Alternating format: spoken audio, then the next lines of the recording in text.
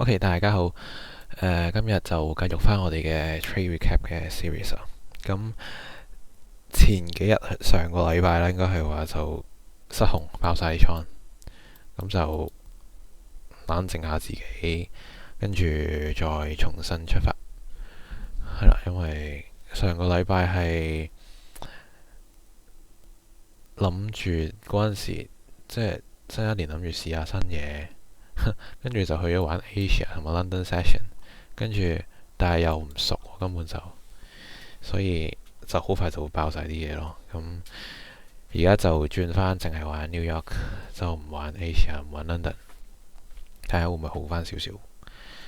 係啦，咁而家呢，講咗 trade 先啦。OK，咁今日 Asia 同 London 呢 Asia 就係一個expansion 嘅 trend 嚟嘅，就 recover 翻尋日嘅跌勢。And then London 呢就係比較 choppy 啲啦。咁我 expect London choppy 呢，佢會有個 manipulation 跟住 reversal 嘅。係咁而家呢，一開始喺 session open 之前呢，我係諗住佢會 at least manipulate 呢個10 days 嘅 point of control 之後先落去嘅。但係佢應該淨係 manipulate 咗呢一個 London 嘅 high 之後呢，就跌咗落去啦。咁呢一個係我冇預料到嘅，我以為佢呢一度落完去之後會再上去 touch 一 touch 上面嘅 point of control 再落去嘅。咁就係因為呢個原因就有少少燥底啊，自己 predict 嘅嘢冇做到出嚟呢，唔知點解嬲嬲地啊。我冇事嘅，OK 嘅，咁咪等咯，喺度等等等。因為佢呢度都係一個 today，即係由6點鐘開始，今日嘅 value area high，咁喺度徘徊係 OK 嘅，即係證明佢哋單交啦，去睇佢哋邊一個贏啦。咁 and then 去到呢一度開始有個慢慢嘅跌勢，係慢慢跌嘅啦，15 second。咁我就冇喺度做任何嘢嘅。咁直至我拉咗呢一度，去到呢一度，去到呢一度啦。咁佢 break 咗前面嘅 session low 啦，已經。咁我就覺得開始應該可以開始睇跌噶啦。同埋佢已經 break 咗呢個 value area low 啦，咁我就覺得佢應該可以開始睇跌啦。咁唔知點解今日係好多呢啲莫名其妙嘅 wick 噶，我唔知 NQ 有冇啊，但係呢個係45分都有噶，係咪你知？係你知，但係冇咁長咧，冇所謂啦，唔緊要。咁佢算係有一個 retest， 跟住再落返去。咁呢個位我就覺得應該可以開始嘗試下做 short 啦，因為佢已經俾咗個 trend 我就係向下。咁我冇理由逆佢意噶嘛，我哋順勢做。咁去到呢一度我哋拉返個 trend 嘅 volume profile 呢，佢呢一個位呢係掂咗個 point of control 再落嘅。咁呢個位佢一 break 完個 value area low 呢，我就覺得應該可以入啦，但係其實呢度唔應該入噶咯，因為我睇翻 volume profile 呢個位係幾好嘅，但係唔知點解佢會升，即係佢升咗上去咯。咁呢個位可能咁樣睇落去，我少急咗咯。而家係因為佢下面呢個位係勁多selling pressure 嘅，但係佢升咗上去咯，咁有啲搞笑。咁唔緊要嘅，我哋 stop loss 咧係擺呢個 point of control 嘅頂嘅，咁還好，即係冇事啦。咁我哋 aim 咧就 aim 住呢個 today 嘅 value area low， 咁最尾係 hit 到嘅。咁呢一個位係加咗一個 position， 因為佢上咗去之後，呢兩個位轉得太靚啦，呢兩個位勁多 sell pressure， 咁我就覺得呢度可以嘗試入到一個。咁 stop loss 係擺咗喺呢一個 high 上面嘅，咁最尾 TP 咗啦。咁 TP 完之後呢，就知道咩事啦，就係 miss 咗好大個 trend 咯，勁大個 trend。呢度80幾點啦，OK。咁冇理，我哋走咗啦。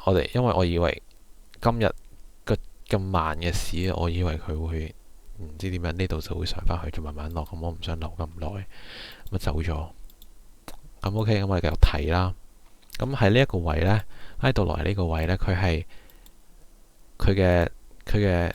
嘅 price 係嚴重地失衡啦，已經去到呢度係嚴重地失衡，已經係哚位啦。成個 volume profile，加埋 free walk 呢，係出埋綠色界噶啦，已經喺度 free walk 喺呢度嘅，應該係即係佢嘅 average 嘅 price suppose 係喺呢一度啦。咁 OK，咁我就覺得可以試下做個 long， 就 target 翻去呢一個value area low 嘅線，就睇下可唔可以做到一個 long 嘅 set up。咁 and then 去到呢一個位，佢有個 breakthrough to the high， 咁我覺得佢 absorption 應該做完啦，咁應該可以開始做嘢啦。咁我就嘗試入一個 long， 但係好快就因為佢呢一個位有個 high volume long 啦，呢個位係彈漲嘅，咁我就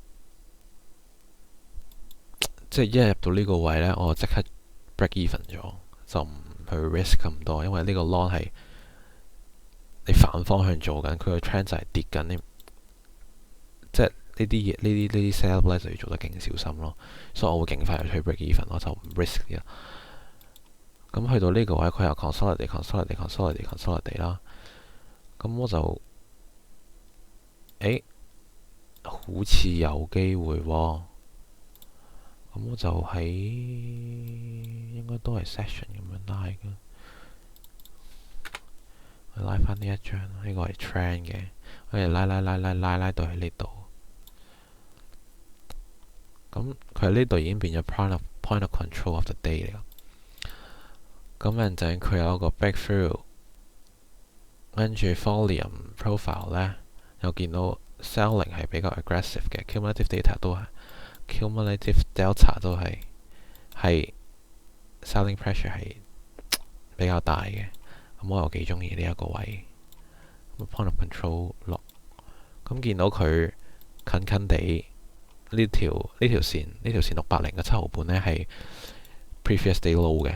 咁我覺得好似可以做喎，呢度咁多 selling 嘅 pressure 喺度，喺呢度係好多 selling pressure 嘅。咁我就覺得可以嘗試一下做呢個 short。咁 and then 佢有 retest 啦，我哋唔會而家個 trend 一落。唔會追 trend 嘅，等佢 retest 嘅，咁 retest 咗 and then 跟住有 immediately 嘅 reversal， 咁呢個位就覺得入得啦，咁我再睇多支 candle 啦，咁呢個位都係有好大嘅 selling pressure 啦，負嘅 delta 啦 cumulative delta 係 down trend 緊㗎啦，睇翻呢度 suppose 係 down trend 咯，我覺得呢度入，咁呢度入啦，呢個 stop loss 呢 stop loss 我係 set 喺 point of 呢一個高呢個 high， 我冇 set 喺 point of control 嘅，set 咗呢個 high 度嘅。咁 and then 就係睇下呢一個 area 有冇反應。呢個位 suppose 係一個 high volume knot， 即係 suppose 佢喺呢個位會即係 sell 同 buy 會打仗啦。呢個位就係因為好多 volume 個 price store 喺度。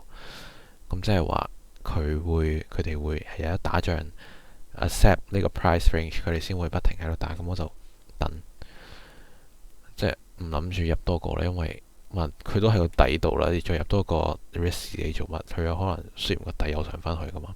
咁我喺度等，咁咪 target 呢個 previous day low 咁啊，成功 TP。咁今日係除咗 miss 咗個大 trend 之外呢，其他都還好嘅，我覺得今日係做得幾好嘅，幾有耐心嘅，咁唔錯嘅。日係贏咗兩個 trade 啊，仲有一個啊，呢個係 break even，三個 trade，兩個 win，一個 break even，咁係唔錯嘅，係就係咁。咁都係有啲咩唔明，有啲咩想知道嘅就問 comment DM 點都得，乜都得，係啦，總之問就得噶啦。好，就咁，下個禮拜見，拜拜。